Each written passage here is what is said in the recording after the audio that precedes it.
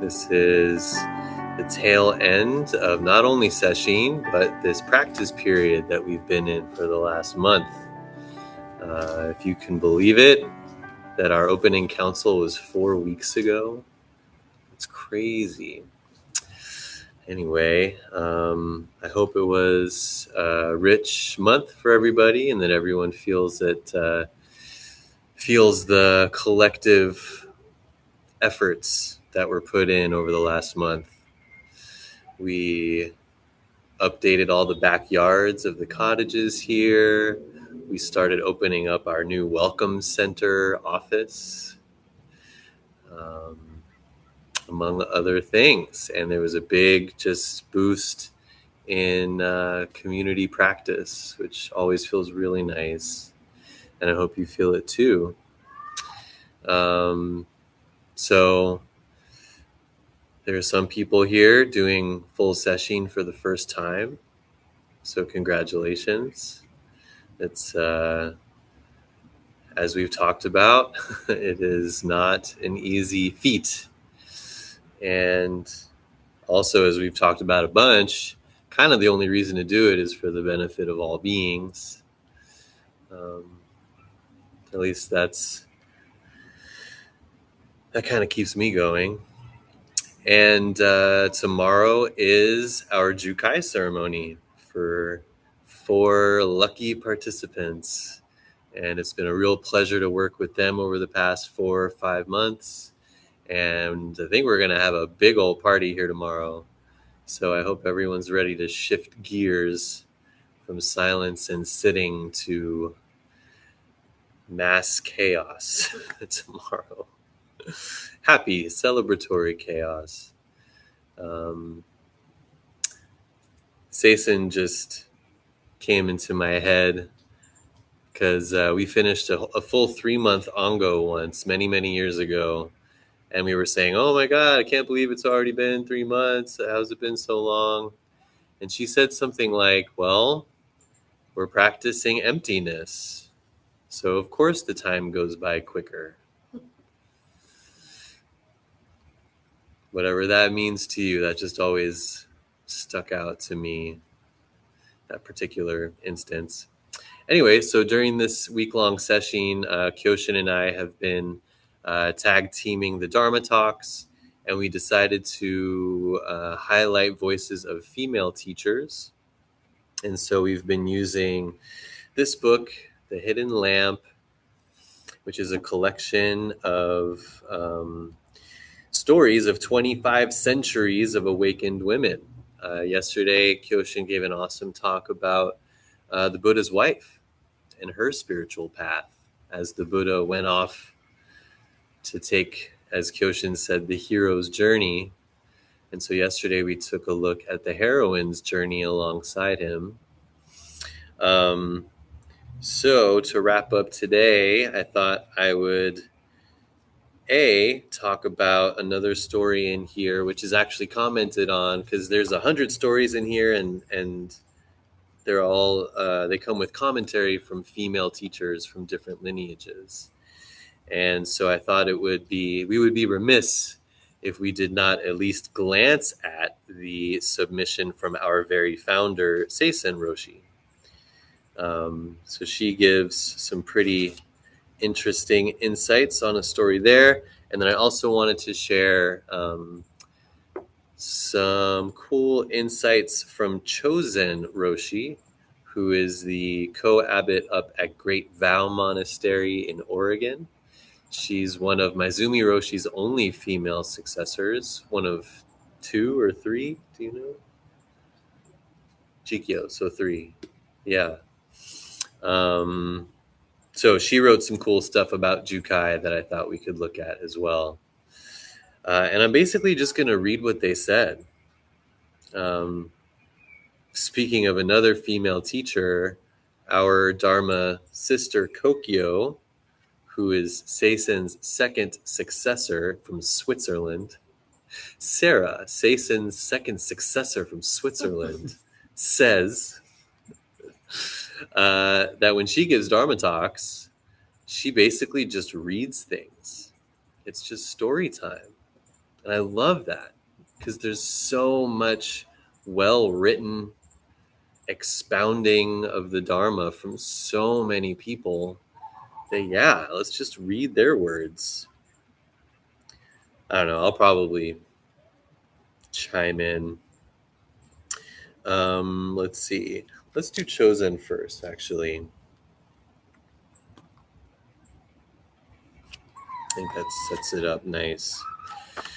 Chosen says, when we have Jukai, our name is put at the end of the lineage, which our participants will see tomorrow. They filled out a lineage chart and their name will be last, quote unquote, last. It's like putting a new bead on a string on a necklace. We talk about the transmission as coming from the Buddha and coming down through the Indian ancestors, the Chinese ancestors, the Japanese ancestors, and down to us. And then it will go on through us here in the West. But we draw the line as a continuous circle. I don't know if any of y'all noticed that on your Ketchumyakus. It doesn't just end. It does that and then goes all the way back up to the beginning. The 7 past Buddhas aren't necessarily something that has happened in the past. It's beginningless and endless. When you take the necklace of beads and you put another bead on, all the other beads are affected. All the other beads have to change position. They are all moved in some way. And that's true as well when you join this lineage. When you put on this lineage, it affects all of the other ones. I just love that so much. And particularly as someone who has a personal relationship with each of the people taking Jukai tomorrow, and knowing all of the unique individual things that they bring to their practice, to my practice, to this Sangha, and then to think that that affects the entire lineage. It's so true. I never really got that. I've read this book, a handful of times. I never really got that or felt anything from it until this time.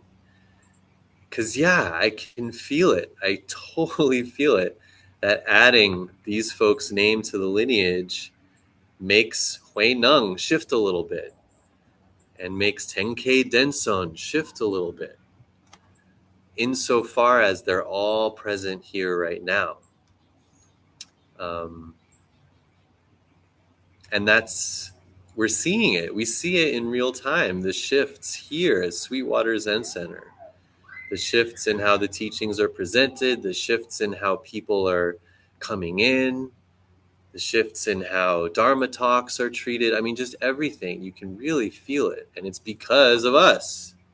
So I just love that metaphor. It's perfect analogy. Adding a bead to the necklace, all the others have to shift a little bit.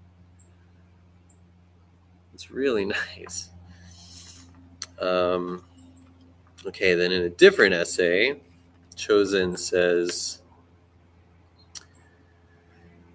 Jukai means to receive the precepts.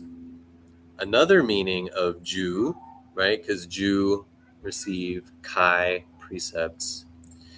But she says another meaning of Ju, if it has a different character, is actually to give. So to give and receive gets the same sound, different character. So is Jukai giving the precepts or receiving the precepts? And Chosen says, who is giving and who is receiving? What does that mean, to give or receive these precepts? What it really means is taking them as our life and putting our rakusu on as the Buddha's teaching. The word wear has the connotation of to put on, but also to absorb. By having Jukai, we are taking the precepts and we are really taking them in and absorbing them and expressing them as our life. We're giving them to other people as our life, revealing our life as the life of the Buddha, which is the precepts. So I don't know that I can say anything much better on top of that. And so, yeah, I really encourage us all to pursue this this place where both giving and receiving exist as one.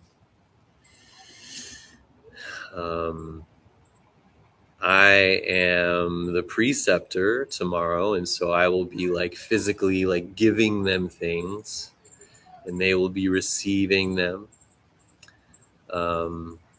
But through all the classes we've done and through all the one-on-one work I've done with these folks, I've certainly received a whole bunch that they have given me.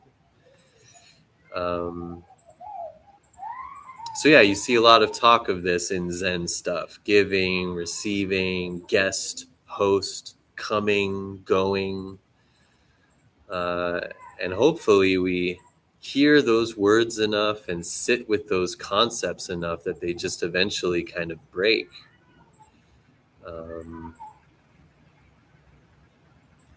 Mud, lotus. Can't have one without the other. They exist in tandem. They quell each other, is another way it's been said. So, yeah, we're all going to give and receive a whole bunch tomorrow.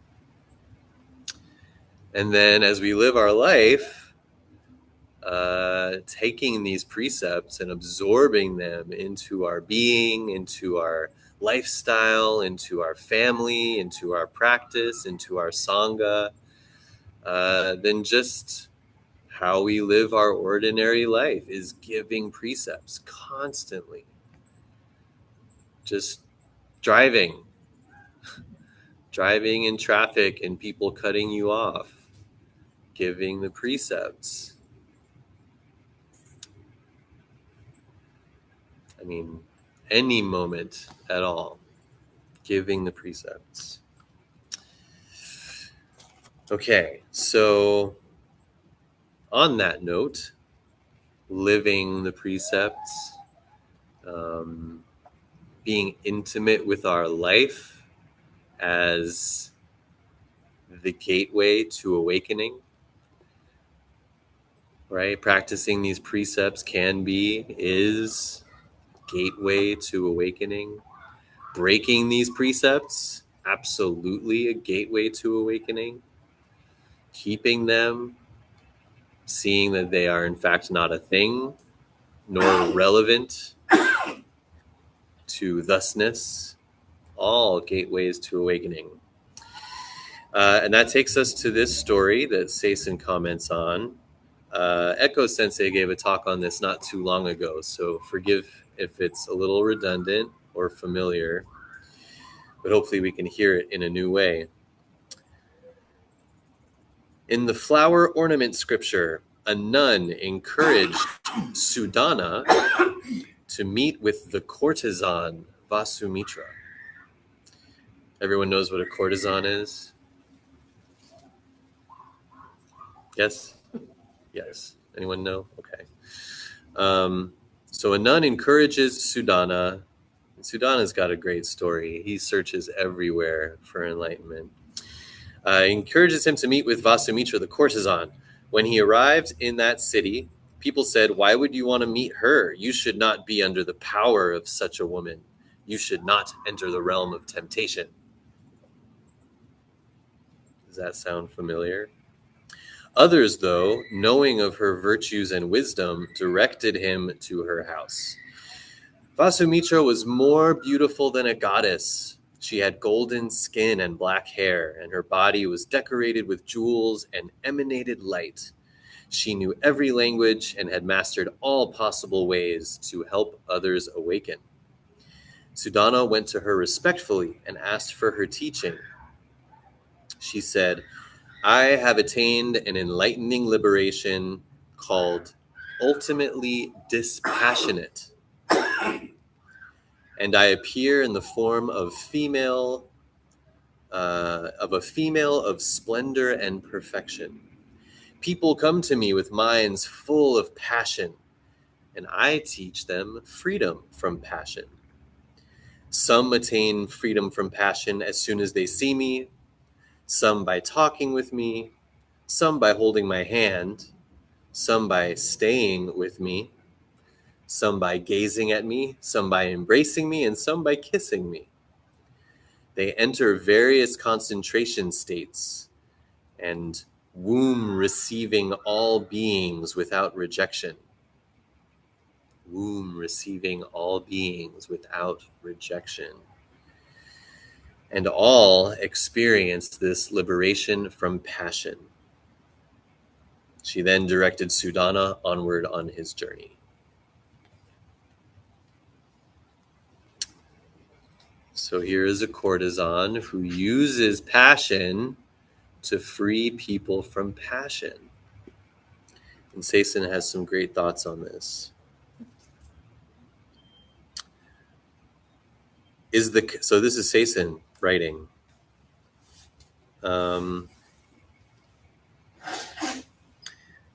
Vasumitra is Sudana, and Sudana is Vasumitra, and they are both us.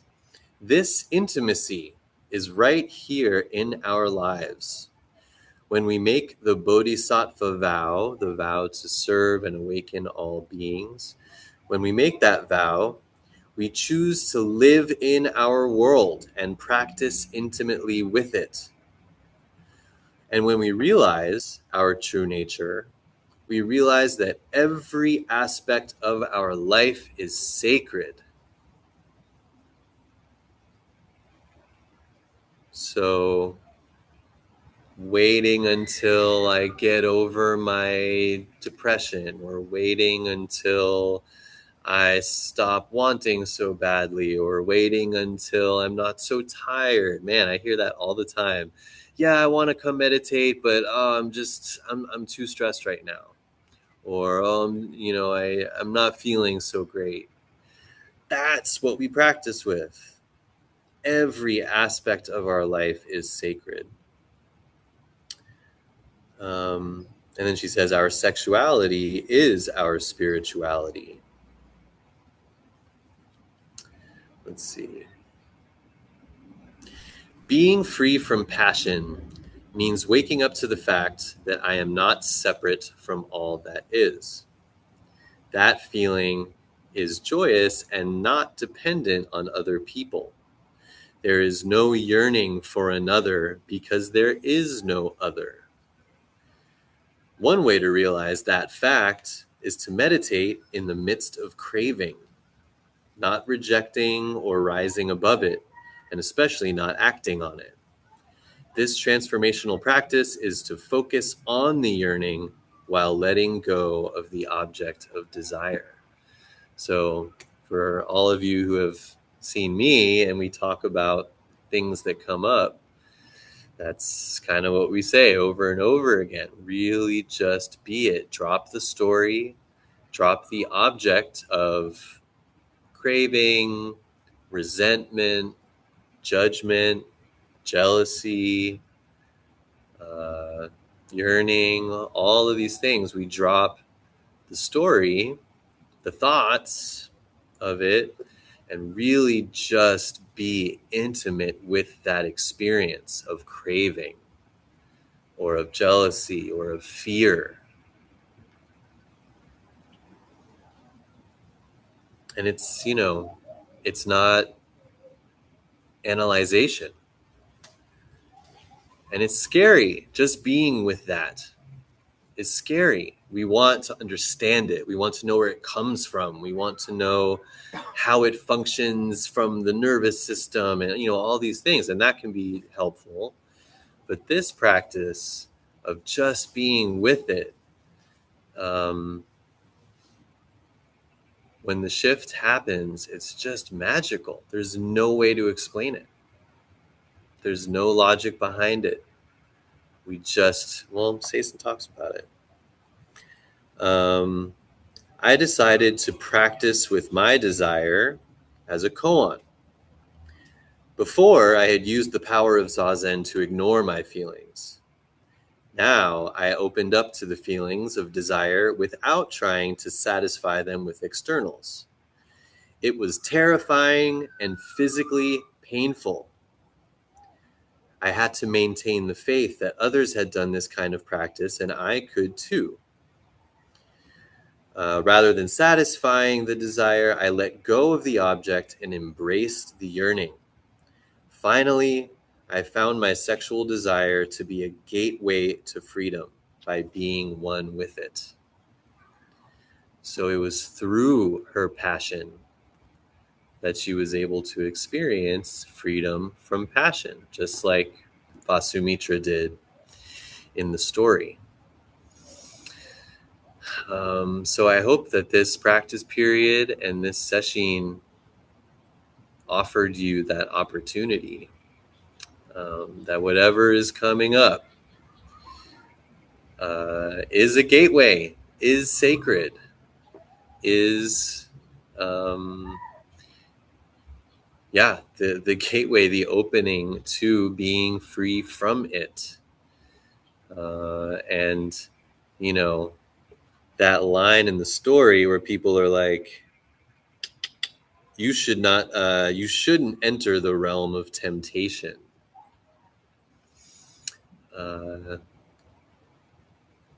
I caution all of us against that voice in our head or that voice from other people.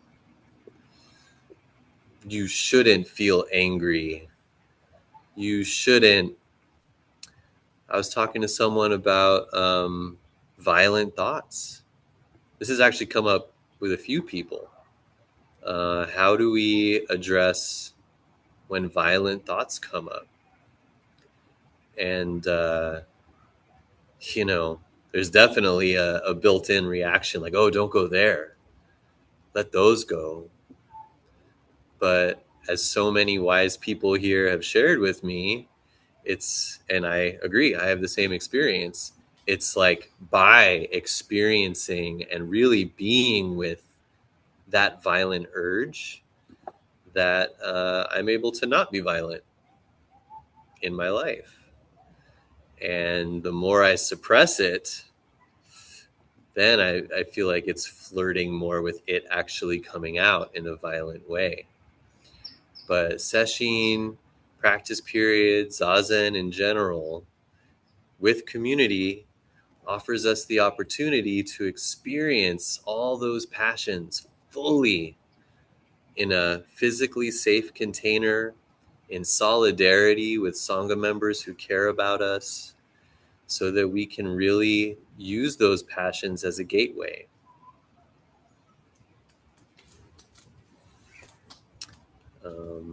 Every aspect of your life is sacred, even the carnal ones, even the ugly ones. So even though sesshin might be ending soon, I hope we continue to invite our passions, hug them, embrace them, love them, be intimate with them. And through that intimacy, all those beads that we share this string, this necklace with, can shift in really compassionate ways.